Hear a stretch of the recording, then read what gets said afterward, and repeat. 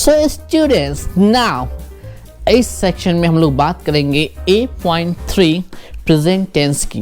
तो present tense में सबसे पहले बात कर लेते हैं सिंपल प्रेजेंट टेंस की, या फिर कहें प्रेजेंट इंडेफिनिट टेंस की, मतलब पता ही नहीं है कि काम कितना हुआ है। तो इस कैटेगरी की पहचान हिंदी में कैसे करेंगे, जैसे कि ता हूँ, ते हैं, ती है। जैसे कि वह खाता है, वो खाती है, वह गाना गाती है, वे जाते हैं, ते हैं। ठीक है, तो ते हैं, ती हैं, तू हूँ, ऐसा कुछ होगा, अंत हो रहा होगा किसी सेंटेंस या क्वेश्चन का, तो वो सिंपल प्रेजेंट टेंस या प्रेजेंट इंडेफिनिट टेंस की कैटेगरी में गिरेगा। अब देख लेते हैं इसका सेंटेंस कैसे बनेगा। तो एफर्मेटिव में इसका सेंटेंस इस तरीके से बनेगा, सब्जेक्ट प्लस वर्ब का पहला फॉर्म या पांचवा फॉर्म लगेगा। अब पांचवा या पहला वाला कॉन्सेप्ट आ रहा है, तो ये क्या हो रहा है भाई साहब, तो उससे पहले समझ लेते हैं कि वर्ब 5 होता है क्या। वर्ब 5 होता है वर्ब की पहली फॉर्म में, फर्स्ट फॉर्म में एस या ईएस का लगा देना। एग्जाम्पल के तौर पे ईट है, उसमें एस लगा देंगे तो बन जाएगा ईट्स। ठीक है, अब डू का बनता है डज, डज। अब देखिए वर्ब के पहले फॉर्म का इस्तेमाल कहाँ कहाँ होगा। अगर मेरा सब्जेक्ट आई है, यू है, वी है, दे है, राम एंड श्याम, मतलब दो नाम एक साथ आ रहा है, प्लुरल हो रहा है, तो प्लुरल जो सब्जेक्ट आएगा, प्लुरल सब्जेक्ट होगा, तो हम वर्ब के पहले वाले फॉर्म का इस्तेमाल करेंगे। लेकिन अगर हमारे सब्जेक्ट की जगह पे ही आ जाएगा, शी आ जाएगा, इट आ जाएगा, या फिर एक नाम आएगा, राम आ जाए, अकेला आए, तो सिंगुलर एक वचन वाला सब्जेक्ट अगर हुआ तो हम वहां पे बिना सोचे वर्ब का पांचवा फॉर्म लगा देंगे। मतलब कि डू है तो डज हो जाएगा, ईट है तो ईट्स हो जाएगा, मतलब एस या ईएस हो जाएगा। ठीक है, अब देख रहे हैं ना, डू में ईएस लग गया तो डज बन गया। तो अब देखेंगे एक चीज, एफर्मेटिव में सेंटेंस जैसे मैं बनाता हूं, मैं खाता हूं, तो हो जाएगा आई ईट। और अगर बनाऊंगा वह खाता है, तो वह खाता है, तो वह हो गया ही। अब ही देखिए, ही इसमें है क्या, ही इसमें नहीं है, ही तो इसमें आ रहा है। ये टेबल आपको समझना चाहिए और लिख लेना चाहिए, 2-4 बार 5 बार प्रैक्टिस करेंगे, ये टेबल आपके दिमाग में घुस जाएगा। तो ही यहाँ है तो इसके साथ वर्ब का पांचवा फॉर्म लगेगा, मतलब ईट का ईट्स हो जाएगा। ठीक है, क्लियर है। अब नेगेटिव बनाने के लिए क्या करेंगे, सब्जेक्ट के बाद डू या डज लगाएंगे, क्योंकि इसमें हेल्पिंग वर्ब नहीं है। याद है पास्ट टेंस जब मैं पढ़ा रहा था तो उसमें भी हेल्पिंग वर्ब नहीं था, तो मैंने डिड का इस्तेमाल किया था एज अ हेल्पिंग वर्ब, क्योंकि बिना हेल्पिंग वर्ब के नॉट वाला नहीं बनेगा, नेगेटिव नहीं बनेगा, और बिना हेल्पिंग वर्ब के आपका इंटरोगेटिव क्वेश्चन वाला सेंटेंस भी नहीं बनेगा। तो पास्ट टेंस पे हमने डिड का इस्तेमाल किया था, प्रेजेंट टेंस में हम डू या डज का इस्तेमाल करेंगे।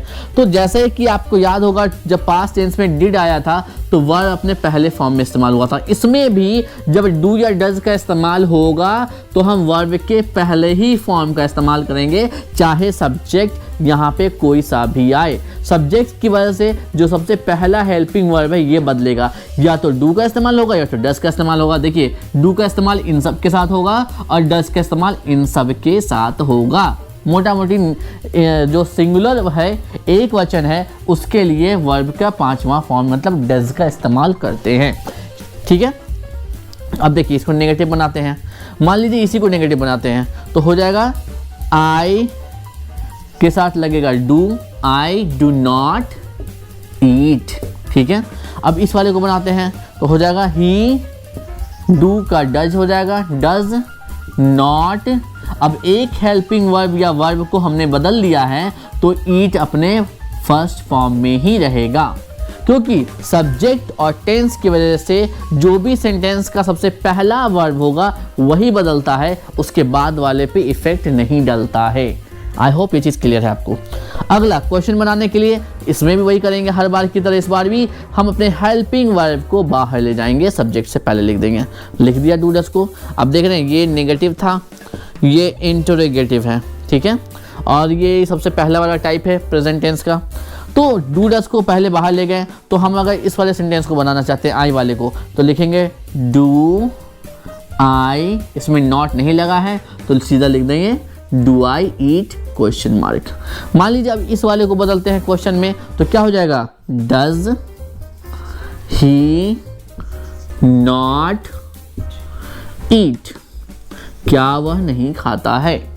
आई होप ये क्लियर है आपको कॉन्सेप्ट, एग्जाम्पल्स क्लियर हैं, कॉन्सेप्ट क्लियर है, कितना आसान है बनाना। तो चलिए चलते हैं अगले सेक्शन की तरफ, और अगला है हमारा सो स्टूडेंट्स हियर। चलिए अब सीखते हैं प्रेजेंट कॉन्टिन्यूअस टेंस को, जो कि दिखाता है किसी काम के लगातार होने को। जैसे कि मैं खा रहा हूँ, मैं खा रहा हूँ, आई एम ईटिंग, वह खा रही है, शी इज़ ईटिंग। तो अब देखते हैं क्या है तरीका इसको पहचानने का। रहा है, रही है, रहे हैं। अगर इस तरीके से वो सेंटेंस या क्वेश्चन अंत हो रहा है, बंद खत्म हो रहा है, तो वो हमारा प्रेजेंट कंटिन्यूअस टेंस की कैटेगरी में आएगा। अब देखिए इसका क्या तरीका है। इसमें अफर्मेटिव बनाने के लिए सब्जेक्ट लगाएंगे, इज एम आर लगाएंगे, वर्ब का चौथा फॉर्म लगाएंगे। चौथा फॉर्म क्या होता है? वर्ब का चौथा फॉर्म होता है वर्ब की पहली फॉर्म में आईएनजी लगा देना। मतलब ईट है तो उसमें आईएनजी लगा देंगे तो ईटिंग हो जाएगा, कुक है तो उसमें आईएनजी लगा देंगे तो कुकिंग हो जाएगा, रन है तो उसमें आईएनजी लगा देंगे तो रनिंग हो जाएगा, स्लीप है तो उसमें आईएनजी लगा देंगे तो स्लीपिंग हो जाएगा। अब एक सवाल यहाँ पूछ रहा है कि इज एम आर है, तीन हेल्पिंग वर्ब है, तो कौन किसके साथ जाएगा? तो एम जो हेल्पिंग वर्ब है वो सिर्फ आई के साथ लगेगा। आई am going, I am eating, I am dancing, I am teaching. ठीक है, तो आई का इस्तेमाल इस तरीके से हो जाएगा। इज जो है हमेशा की तरह देखिए ही है, शी है, इट है, राम है, एक नाम है, या फिर सिंगुलर एक वचन वाला सब्जेक्ट है, इकलौता सब्जेक्ट है, अकेला सब्जेक्ट है, एक वचन वाला सब्जेक्ट है, तो हमारा सिंगुलर है और उसमें इज लगेगा। अगर सब्जेक्ट यू है, वी है, दे है, राम एंड श्याम, दो लोग आ रहे हैं, दो लोगों का नाम एक साथ आ रहा है, या फिर प्लुरल है, एक से ज्यादा लोगों का एहसास हो रहा है, एक से ज्यादा लोगों की अनुभूति हो रही है, ऐसे सिचुएशन में जब हमें लगे कि हाँ इस सिचुएशन में ज्यादा लोग हैं, एक से ज्यादा लोग सब्जेक्ट के रूप में आ रहे हैं, तो हम आर का इस्तेमाल करेंगे। आई होप ये चीज़ क्लियर है। इस टेबल को बनाते रहिएगा, ये टेबल बनाना बहुत ज़रूरी है, और ज़्यादा से ज़्यादा एग्जाम्पल कीजिएगा ताकि आपकी प्रैक्टिस एकदम परफेक्ट हो जाए। अब देखिए सब्जेक्ट है, मान लीजिए मैं सब्जेक्ट ले लेता हूँ, मैं खाता हूँ, नहीं सॉरी मैं खा रहा हूँ, तो हो जाएगा आई एम ईटिंग, मैं खा रहा हूँ। तुम पढ़ रहे हो, यू आर, अब देखिए यू यहाँ है तो आर लगेगा, यू आर रीड से बन जाएगा रीडिंग। वह नाच रही है तो शी, वह के लिए शी यहाँ है तो इज लगेगा, शी इज डांसिंग। ठीक है, देख सकते हैं अफर्मेटिव पॉजिटिव सेंटेंस किस तरीके से बन रहा है। अब नेगेटिव की बात कर लेते हैं, तो हेल्पिंग वर्ब के ठीक बाद नॉट लगा देंगे, बन जाएगा नेगेटिव, बाकी कुछ बदलना है नहीं हमें। तो देखिए इसी में से किसी को नेगेटिव बना के देखते हैं। मैं नहीं खा रहा हूँ, आई एम नॉट ईटिंग। वह नहीं नाच रही है, शी इज नॉट डांसिंग। हो गया क्लियर? कितना आसान है। और क्वेश्चन बनाने के लिए, इंटरोगेटिव बनाने के लिए इस हेल्पिंग वर्ब को उठा के सब्जेक्ट से पहले लिख देंगे, बन जाएगा हमारा क्वेश्चन वाला इंटरोगेटिव सेंटेंस। कितना आसान है ना। अब देखिए यहाँ पे इस वाले को बना देते हैं पहले, पॉजिटिव वाले को, क्योंकि नॉट रहेगा तो लगेगा, नहीं रहेगा तो नहीं लगेगा। कंफर्म है? इतने देर से देख रहे हैं, समझ में आ गया है।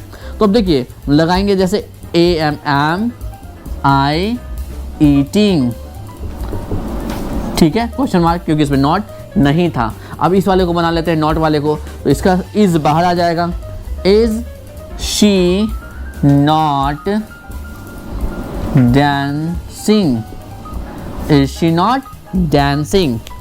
है ना क्लियर? कितना आसान है पॉजिटिव से नेगेटिव या फिर नेगेटिव से क्वेश्चन बनाना, तीनों ही फॉर्म टाइप्स बनाना कितना आसान है। तो इसी कड़ी में चलिए अब सीखते हैं प्रेजेंट के सो स्टूडेंट्स अब देखते हैं प्रेजेंट परफेक्ट टेंस को। प्रेजेंट परफेक्ट टेंस बहुत आसान है समझना। देखिए प्रेजेंट परफेक्ट टेंस की सबसे पहली पहचान है कि है लगा हुआ है तो प्रेजेंट है। अब प्रेजेंट में परफेक्ट है कैसे पता चलेगा?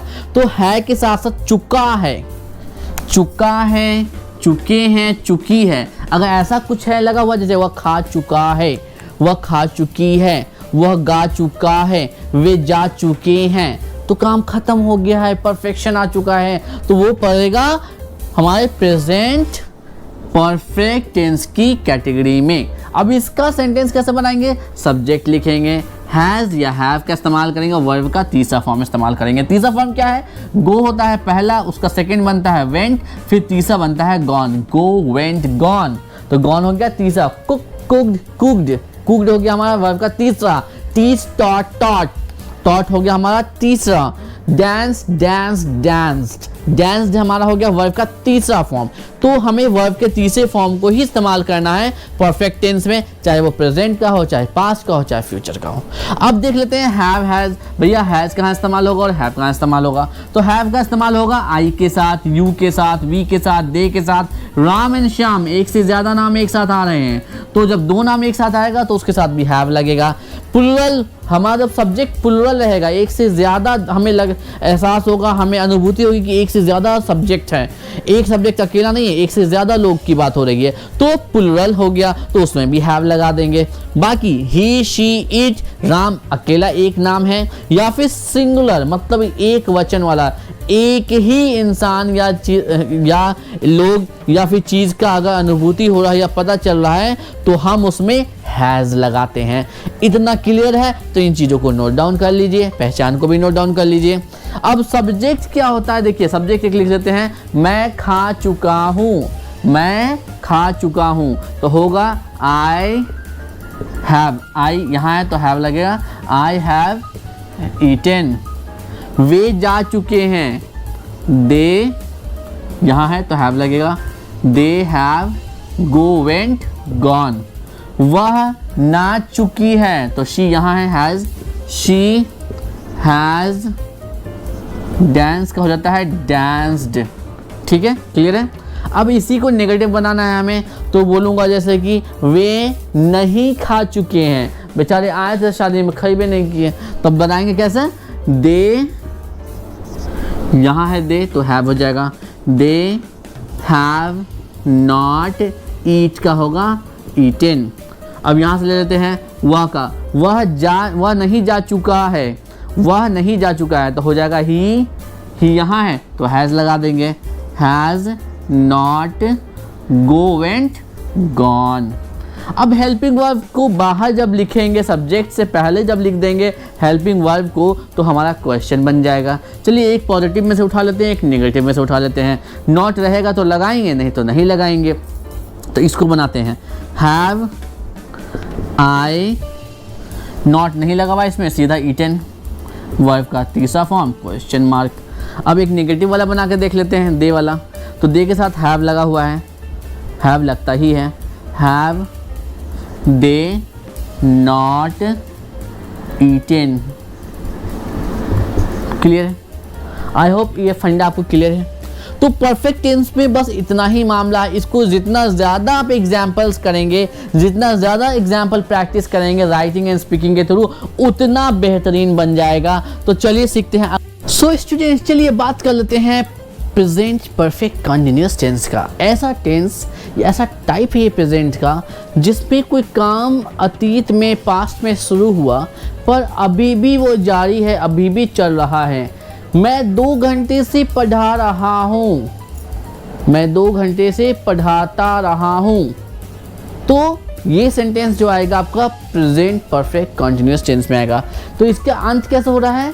ता रहा हूँ, ता रहे हैं, ते रहे हैं, ती रही है, ते रहा हूँ। तो ता, ते, ती के साथ रहा रहे और हाँ, हूँ, है लगा रहेगा। तो ये हमारा ता रहे हैं, ता रहा हूँ, इस टाइप का अंत अगर किसी सेंटेंस या क्वेश्चन का होगा तो वो प्रेजेंट परफेक्ट कंटिन्यूअस टेंस की कैटेगरी में आएगा। अब इसका क्या तरीका है? इसमें भी हैज़ हैव लग रहा है। तो अभी थोड़ी देर पहले लास्ट मैंने बताया आपको कि हैव किन किन के साथ लगेगा, प्लुरल के साथ लगेगा, और I, you, we, they, Ram and Rahim के साथ लगेगा। हैज़ लगेगा ही, शी, इट, राम, और सिंगुलर सब्जेक्ट के साथ। तो ये फंडा तो आपको पहले बता चुका हूँ। अभी प्रेजेंट कंटिन्यूअस टेंस में सेम, प्रेजेंट परफेक्ट टेंस में, सॉरी प्रेजेंट परफेक्ट टेंस में अभी जस्ट पहले बताया है आपको 2 मिनट पहले। अब उसी फंडे को, उसी चीज़ को रट लें, याद कर लें, पर इसमें एक फ़र्क है कि इसमें बीन लग जा रहा है और वर्ब का चौथा फॉर्म लग रहा है। ठीक है, तो इसमें V1 प्लस ING, वर्ब 1 में जब ING जोड़ेंगे तो ईट का ईटिंग हो जाएगा। ठीक है, अब देखिए सब्जेक्ट क्या हुआ। सब्जेक्ट मान लीजिए यू है, यू, तो यू के साथ हैव लगेगा भाई। यू हैव बीन ईटिंग हो जाएगा, ठीक है। अगर ही है तो ही के साथ लगेगा ही हैज़, ही के साथ हैज़ लगेगा, बीन डांसिंग, ठीक है।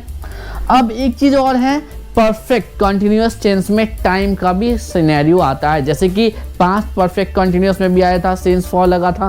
सेम परफेक्ट कंटिन्यूअस टेंस में हमेशा सिंस और फॉर का फंडा रहेगा। अगर हमारा टाइम श्योर है, पॉइंट ऑफ टाइम हमें पता है कि किस समय एग्जैक्ट किस समय चीज़ें शुरू हुई, तो हम सिंस का इस्तेमाल करेंगे। अगर पॉइंट ऑफ टाइम बेसिक है, नहीं पता, बस तुक्केबाजी चल रहा है कि 4 दिनों से कर रहे हैं, 2 दिनों से कर रहे हैं, 2 घंटे से कर रहे हैं, 10 साल से रह रहे हैं, तो हो जाएगा फॉर। मान लीजिए मैं कहूँ कि यू हैव बीन, आप 2 घंटे से खाते रहे हैं, 2 घंटे से खाते रहे हैं, 2 घंटे से कौन सा वाला 2 घंटा, क्लियर नहीं है, तो फॉर 2 आवर्स लग जाएगा इस सेंटेंस में, फॉर 2 आवर्स हो जाएगा। और मान लीजिए बोलूँ कि आप 2 आवर्स तो 2 आवर्स, अगर मैं बोलूँ कि आप 8 बजे से खाते रहे हैं, आप 8 बजे से खाते रहे हैं, तो हो जाएगा you have been eating since 8 o'clock। देखिए कितना आसान है। अगर टाइम स्लॉट दिया हुआ 20% केसेस में आपका टाइम स्लॉट नहीं रहेगा, टाइम के बारे में चर्चा नहीं होगी, पर 80% केसेस में परफेक्ट कंटिन्यूअस टेंस में आपका टाइम का चर्चा ज़रूर होगा, और उस समय आपको सिंस फॉर का ज्ञान होना चाहिए। पॉइंट ऑफ टाइम पता है, अगर पॉइंट ऑफ टाइम पता है, अगर नाम पता है टाइम का कि किस समय एग्जैक्टली स्टार्ट हुआ काम हमारा था पास्ट में, तो वो चीज़ हमारा सिंस का इस्तेमाल करेगा। पर अगर नहीं पता है, अंदाजन बोल रहे हैं 4 साल से हम पढ़ा रहे हैं, तो पढ़ाते रहे हैं, तो 4 साल तो कोई एग्जैक्ट टाइमिंग तो हुआ नहीं, पॉइंट ऑफ टाइम तो हुआ नहीं, तो वहाँ पे फॉर का इस्तेमाल होगा। अब देखिए इसी को नेगेटिव बनाना है, तो हेल्पिंग वर्ब के ठीक बाद नॉट लगा देंगे। देख रहे हैं यहाँ पर नॉट लगा हुआ है, तो हो जाएगा you have not been eating, you have not been eating. अब यहीं पर हो जाएगा, हेल्पिंग वर्ब को बाहर कर देंगे, सब्जेक्ट से पहले लिख देंगे, तो हमारा क्या होगा बच्चों, हमारा ये जो हेल्पिंग वर्ब जैसे बाहर आएगा, ये इंटरोगेटिव क्वेश्चन वाला बन जाएगा। और ये चौथा टाइप है हमारा, आखिरी टाइप है प्रेजेंट टेंस का। तो अब इसी को बदल देते हैं, नॉन नेगेटिव, ये हमारा नॉट नहीं है इसमें, तो नॉट नहीं लगाएंगे यहाँ पर। मान लीजिए हम ही वाले को बदलते हैं, तो हो जाएगा हैज़ ही, नॉट नहीं है उसमें, तो बीन डांसिंग, वह नहीं नाच रहा था, नाचता रहा, तो वह नहीं क्या वह नहीं नाचता रहा था, तो ये हो जाएगा। अगर इसमें टाइम लगे, क्या वो 2 घंटों से नहीं नाचता रहा था, तो हो जाएगा हैज़ ही। अगर नहीं लगा देंगे तब, अगर नहीं लगा हुआ है, मान लीजिए सिर्फ क्वेश्चन बना रहे हैं, तो हो जाएगा वो क्या वो 2 घंटों से नाचता रहा था, क्या वो 2 घंटों से नाचता रहा था, नाचता रहा है, सॉरी था हो जाएगा तो पास्ट हो जाएगा, है तो प्रेजेंट है। क्या वह 2 घंटों से नाचता रहा है, क्या वह 2 घंटों से नाचता रहा है, 2 घंटे लगा देंगे तो हो जाएगा has he been dancing for 2 hours, for 2 hours. अगर यहीं पर हो जाएगा क्या हुआ क्या हुआ सोमवार से नाचता रहा है, तो यहाँ पर हो जाएगा has he been dancing since, नाचता रहा सिंस मंडे, ठीक है।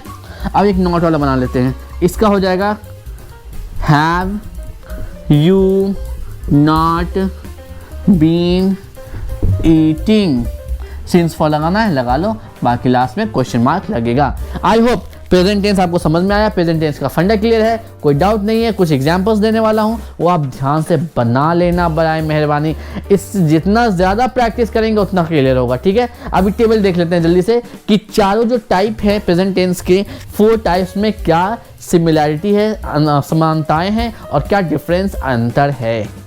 सो स्टूडेंट्स ध्यान से देखें इस टेबल को, समझें क्या फ़र्क है, क्या समानता है और क्या अंतर है, ठीक है। तो इंडेफिनिट है तो ता हूँ, ती हैं, ते हैं होगा, पहचान के हमारा सिंपल प्रेजेंट टेंस है। रहा है, रही है, रहे हैं, तो वो कॉन्टिन्यूस टेंस हो जाएगा प्रेजेंट का। और प्रेजेंट परफेक्ट में आएगा चुका है, चुकी है, चुके हैं। और प्रेजेंट परफेक्ट कॉन्टिन्यूस में रहेगा ता रहा है, ते रहे हैं, ती रही हैं, वह जाता रहा है। वो 2 घंटों से जाता रहा है, वो 2 घंटे से खाना बनाती रही है।